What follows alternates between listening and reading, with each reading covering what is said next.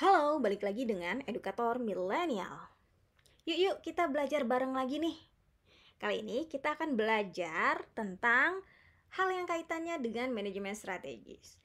Fokusnya adalah ke formulasi dan implementasi strategis. Nah, materinya kakak ambil dari buku manajemen strategik yang kakak tulis sendiri ya. Oke, langsung aja choose to the materi.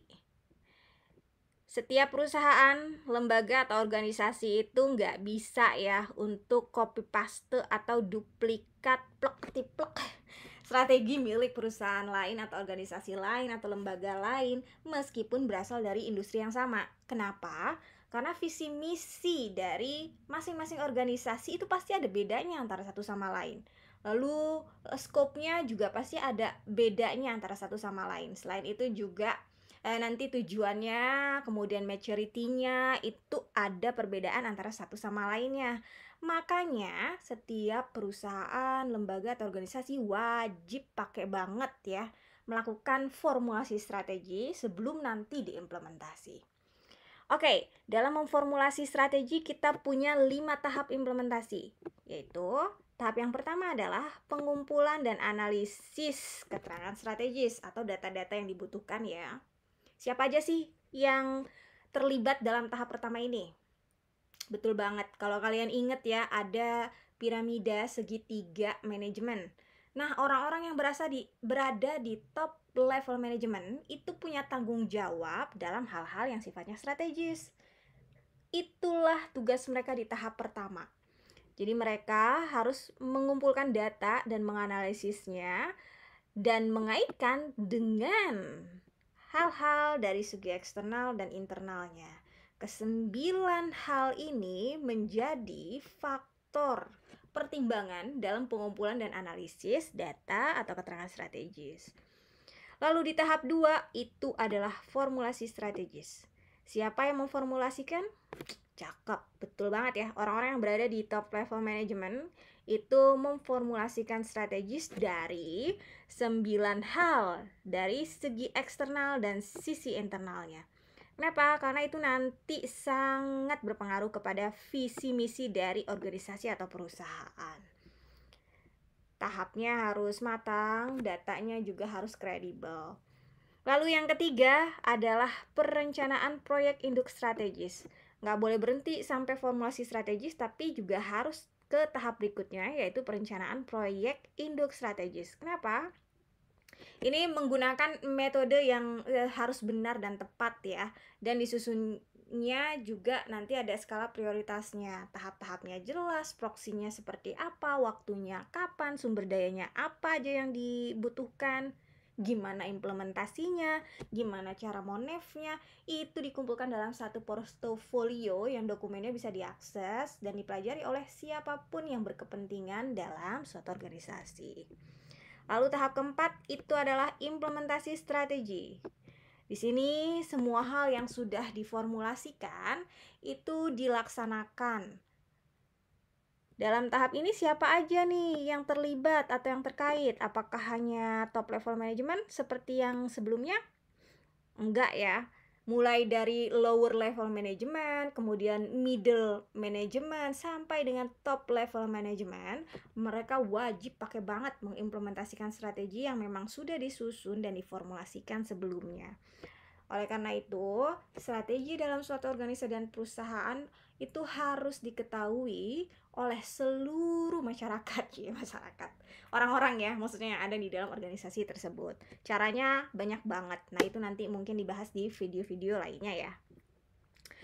Lalu tahap yang terakhir atau tahap yang kelima itu ada pemantauan, peninjauan, dan pembaruan strategi. Nah, ini penting banget. Kenapa? Karena di tahap ini kita juga membutuhkan indikator yang sifatnya internal dan eksternal ya dalam proses perbaikan, peningkatan ke depannya. Dan feedback dari berbagai pihak juga sangat dibutuhkan di sini supaya nanti progres di periode-periode berikutnya itu jauh lebih baik. Kita jadi tahu mana yang harus dihilangkan, kita juga jadi tahu mana yang harus ditambahkan atau yang perlu dikurangi, dieliminasi dan lain-lainnya. Itu adalah 5 tahap yang bisa dilakukan dalam formulasi implementasi strategi. Apa sih keterkaitan antara formulasi dan implementasi strategi? Emang nggak perlu ya, yang bagus itu cuma implementasinya aja, nggak perlu tuh kita formulasikan dengan susah payah atau dengan matang gitu ya dalam organisasi, karena kita ya nyontoh aja dari perusahaan lain yang sudah sukses, sudah jelas ya terlihat oleh publik kesuksesannya. Bisa nggak sih kalau kayak gitu? Nggak bisa ya. Kenapa? Karena ada beberapa kejadian yang mungkin terjadi atau ada kondisi yang akan terjadi ketika nanti formulasi strateginya mungkin nggak baik, lalu implementasinya baik, atau dua-duanya nggak baik, atau semuanya baik. Kita lihat ya, kondisi apa aja sih yang memang bisa menggambarkan bahwa formulasi dan implementasi strategi itu berkaitan satu sama lain. Oke, di sini ada 4 ya, 4 kondisi. Tapi sebelumnya kakak mau ini dulu mirroring dari iPad ya. Tunggu sebentar, sabar. Supaya lebih enak nih. Oke. Kalau tadi penjelasannya kan dalam bentuk kata-kata. Nah, ini kakak coba untuk menggambarkan secara singkat ya. Ada empat kondisi yang bisa tercapai dan bisa menggambarkan keterkaitan antara formulasi dan implementasi strategi. Pertama itu kita tahu ada sukses ya. Sukses itu kondisi di mana formulasi dilakukan dengan sangat baik. Begitupun dengan implementasinya. Jadi dua-duanya antara formulasi dan implementasi itu positif semuanya. Semuanya dilakukan dengan matang, dengan baik, dan saling support antara orang-orang yang berada di organisasi tersebut. Sebelum ke tahap ada juga ya kondisi trouble dan roulette, tapi yang orang-orang tahu, yang kita tahu mungkin ya awalnya adalah ya lawannya sukses adalah gagal. Kalau gagal itu dua-duanya tidak baik nih ya.